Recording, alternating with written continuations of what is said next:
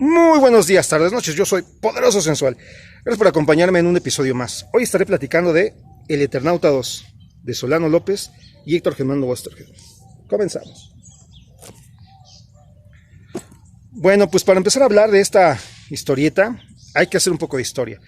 Y evidentemente existió un Eternauta 1, que es el más reconocido, el más popular y el que trae todos los aparadores, todos los reflectores cuando se habla sobre el Eternauta.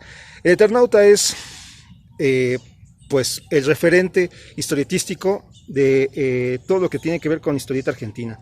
Cuando uno habla de historieta argentina, el primer título que sale es El Eternauta y evidentemente sus creadores, Héctor Germán Oesterheld y Solano López.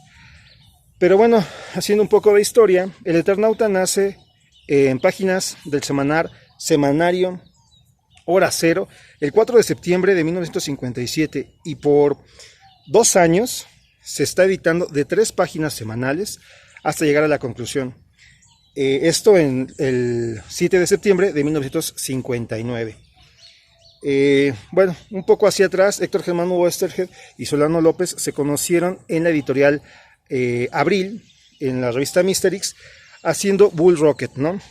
Solano López llegó a hacer el quite para un dibujante que estaba y que, bueno, él ayudó también a hacer Bull Rocket. Y que pues también ahí estuvo Brescia, ¿no? Entonces, de ahí ellos se conocieron, empezaron a platicar y, bueno, nace el Eternauta 1, que como decía, nace entre el 57 y el 59. Al principio es un boom porque rompe con todo lo que se había hecho de historieta hasta ese momento, se pone como protagonista a la ciudad y sobre todo se ve una carga emocional de los personajes y se entiende también esta parte de que no es un solo héroe, sino es el héroe colectivo, el conjunto de personas que ayudan a resolver X o Y situación. Hasta ese momento, sin duda, bueno, es la primera lectura que se le da al Eternauta.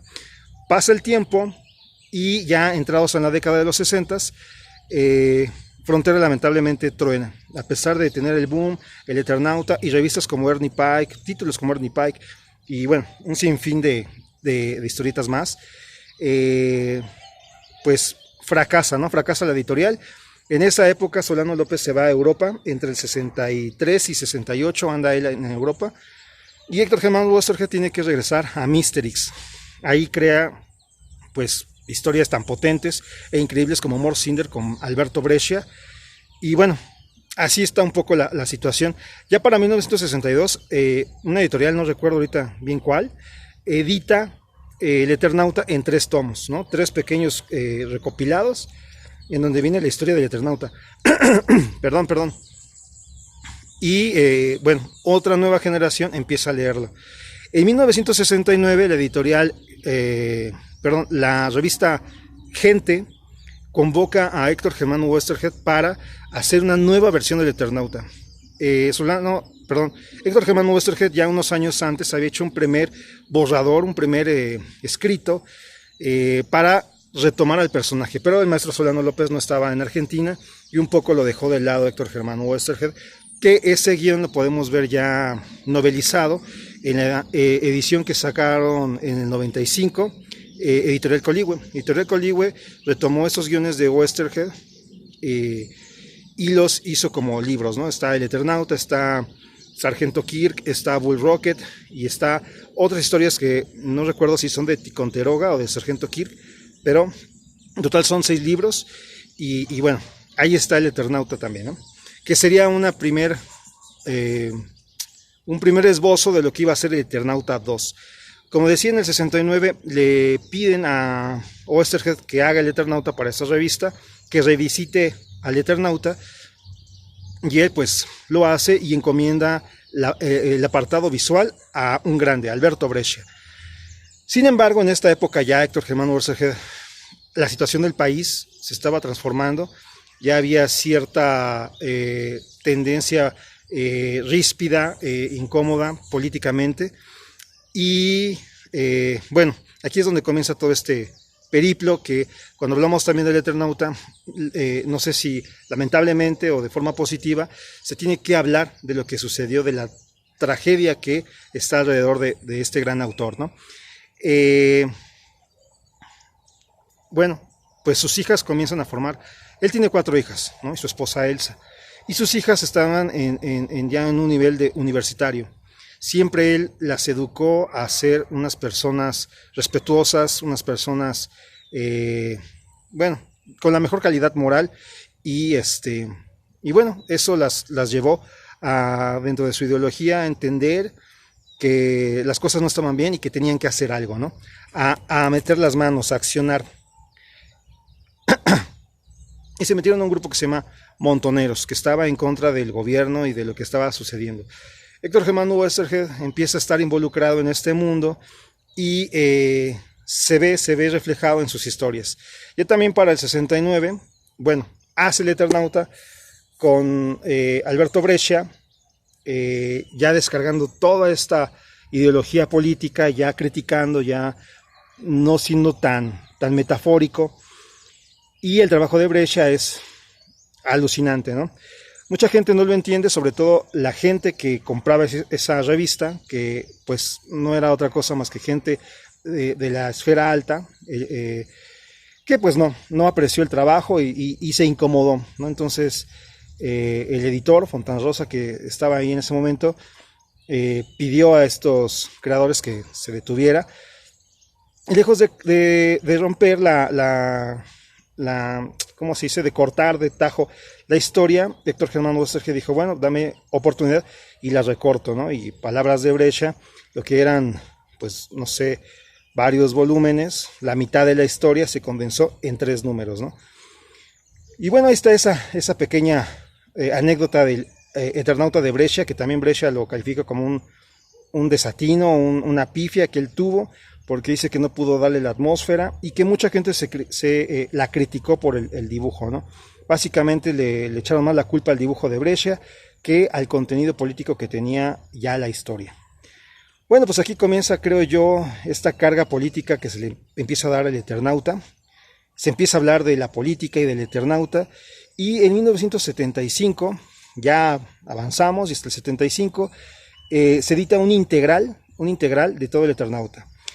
Del 57 al 75, pues ciertamente es otra generación la que empieza a leer el Eternauta, y esta generación empieza a tener otras lecturas de acuerdo a lo que está pasando en Argentina. Así a grosso modo, sin clavarme porque yo sé de historietas, no de política, este periodo gris oscuro que ocurrió en Argentina fue de 1976 a 1983 aproximadamente. Bueno, como el Eternauta en el 75 tuvo también muchas buenas ventas, Héctor Germano Oesterheld también, pues ya en esa época está en la militancia, ya mucho trabajo es difícil tenerlo, y se le empiezan a cerrar ciertas puertas. Entonces él va hacia Europa para tratar de reeditar el Eternauta 1. Y Editorial Scorpio le dice un poco en negociaciones, ¿no? Bueno, vamos a editarlo otra vez, pero ya no queremos más Eternauta 1, queremos una segunda parte. Y es así como en 1976, en la revista Scorpio, nace el Eternauta 2, y de forma paralela Scorpio Argentina y Scorpio Italiana sale el Eternauta 2. Y así es un poco el camino que se recorrió para llegar a este Eternauta. Y pues ¿qué vamos a encontrar aquí? Otra vez es convocado el maestro Solano López para estar al frente del dibujo, y vamos a ver una historia, sí, que nos presenta a su personaje principal, Juan Salvo, sí que nos presenta a varios personajes como son las manos, los sellos, los cascarudos, todo lo que conocemos del Eternauta, pero todo va tomando un giro diferente, ¿no? Todo va siendo otra cosa. Es difícil este cómic, no por la complejidad de la lectura, creo que es muy directo, rompe mucho con lo que conocemos de Héctor Germano Oesterheld, de la manera en que cómo presenta a sus personajes, y de que en todos sus personajes hay un gran humanismo, hay una gran melancolía por el que está enfrente, hay una gran, ¿cómo se puede decir?, pena, ¿no? Hasta los malos también tienen un motivo, algo que los hizo llegar allá, no son malos por ser malos, no son buenos por ser buenos, sino porque todos tienen una convicción, todos tienen un background que hace que cometan o hagan lo que están haciendo, por presiones o por ideología, ¿no? Pero acá toda esa forma que tenía Oesterheld cambia. Es en momentos parece un panfleto que va orientado a las personas, ¿no? A los militantes de Montoneros, en el sentido de dar ciertos mensajes de que la lucha debe de continuar, de que debemos de seguir adelante, de que pase lo que pase, lo importante es la resistencia y cosas de ese tipo, que cuando lo vas leyendo sientes sí que te desconecta, ¿no? Y que le está diciendo a otra persona, ¿no? No a ti como lector.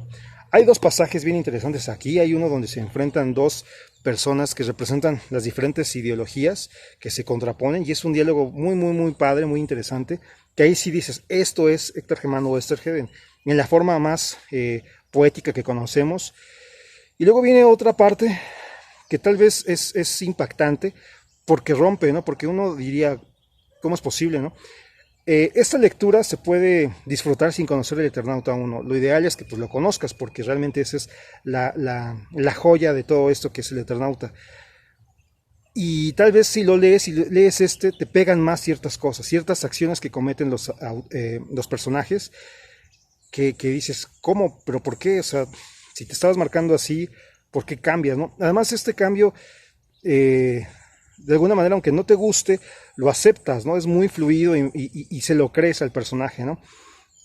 Por eso también eso es padre. Ahora, dentro de todo este rollo, este misticismo que hay de Héctor Germano Oesterheld del Eternauta y la dictadura, pues decir que está el mito de que tal vez no lo terminó el propio Oesterheld, porque durante su manufactura él fue pues capturado, desaparecido, y pues no había concluido la historia, ¿no? Entonces hay un punto en el que dicen que alguna otra persona lo terminó, que hicieron llegar los textos a Solano, pero que ya no eran de Oesterheld, o gente que dice que también hasta el propio Solano fue quien lo concluyó, ¿no? Para también darle un acabado a esta historia.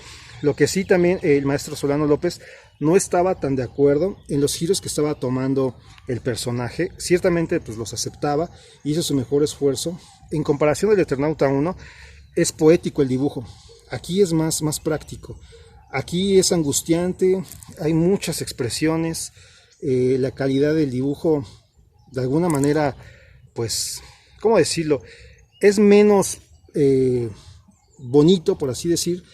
Este es mucho más expresivo, vean los rostros, vean las líneas, las pinceladas. Eso hace que sea más complejo, ¿no? Pero ciertamente es diferente a lo que conocíamos del Eternauta 1. Entonces, pues bueno, vale mucho la pena acercarse a este título.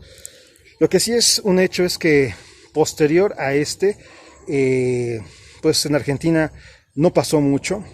En Europa sí. En Europa en 1980 se editó el Eternauta 3, ya con otro equipo creativo. Evidentemente ya no estaba el maestro Oesterheld. Y Solano López ya no quiso participar. El responsable del Eternauta 3, dibujante, es Oswald, y ahorita no recuerdo ya el guionista. Pues no es hasta 1997 cuando Solano López regresa al Eternauta y hace un título, un Eternauta que se llama Arrepentido, ¿no? Arrepentido.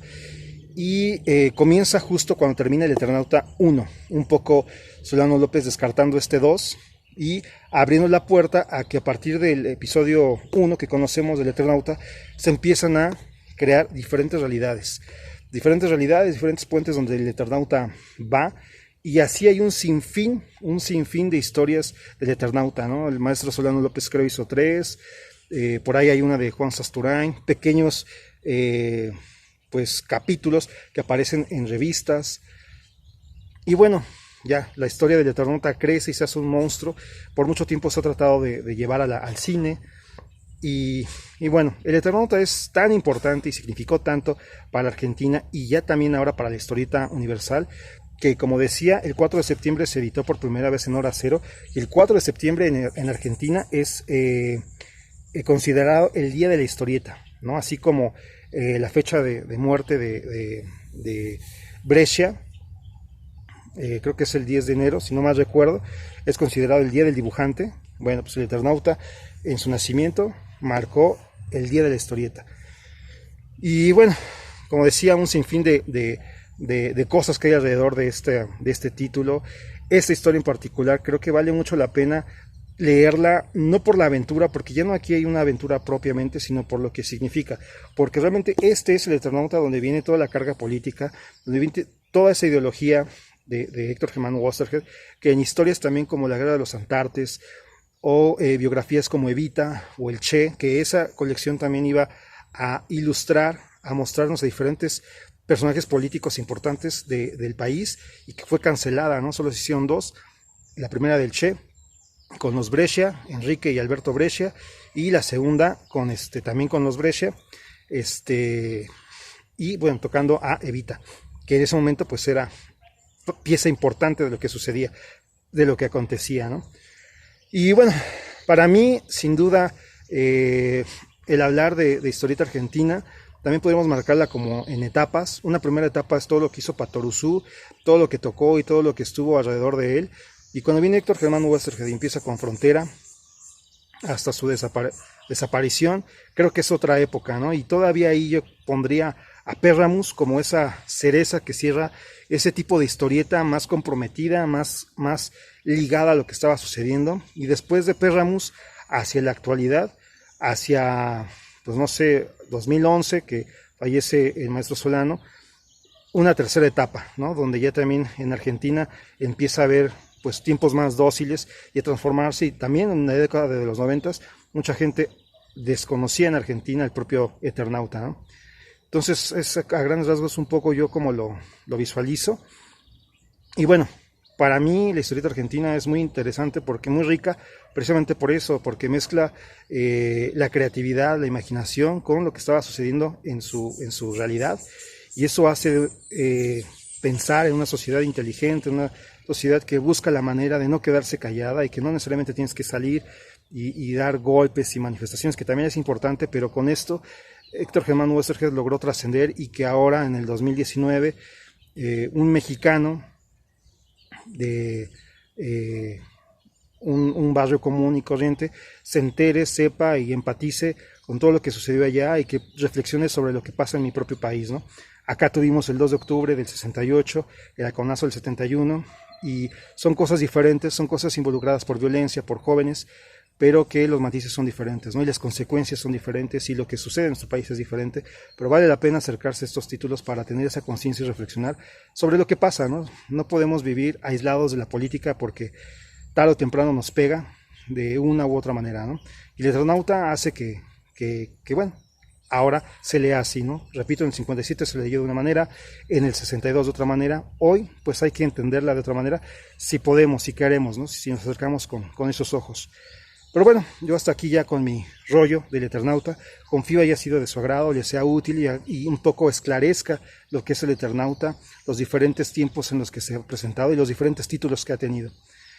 Lamentablemente, más obra del Eternauta no se tiene, solo el 1, que es lo que los derechos han permitido, los herederos de Oesterheld, los herederos de Solano López, y por ahí hay una editorial que está involucrada también en los derechos, solo permiten el Eternauta 1. No hemos tenido oportunidad de más. Este Eternauta 2 es de Norma y es lo más que se puede conseguir fuera. Mucha cosa se consigue adentro. Por ahí el Eternauta 3 son recopilados europeos, pero lamentablemente toda esa información no nos llega, ¿no? Que también estaría bueno conocerlo.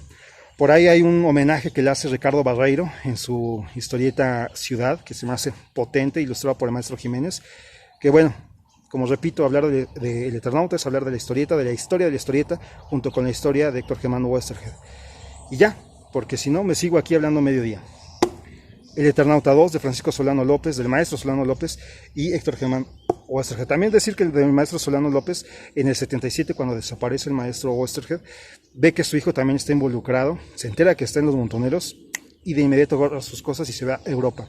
Decir que también en el 76 con Ricardo Barreiro hace Slot Bar, también una gran historia, y del maestro Solano López podemos encontrar sin fin de historia, de historietas, de trabajos, no solo en Argentina, sino en Europa, en Inglaterra, en Brasil, en todas partes hay mucho trabajo del maestro Solano López, que vale mucho la pena acercarse a él. Los dos grandes, uno desafortunadamente rodeado de toda esta tragicomedia, el otro muy longevo, muy afortunado y que logró estar con muchas personas, también con nuevos creadores como Sampaio, creó Evaristo. Bueno, él no paró, afortunadamente, y dos vidas totalmente opuestas convergiendo en un solo título que trae tanto aderezo y tantas cosas, pero que sin lugar a dudas invito a que lo lean y lo conozcan. Yo hasta aquí ya, porque me estoy estirando. Poderoso Sensual, El Eternauta 2, Solano López, Héctor Germán Sergio. Gracias, adiós.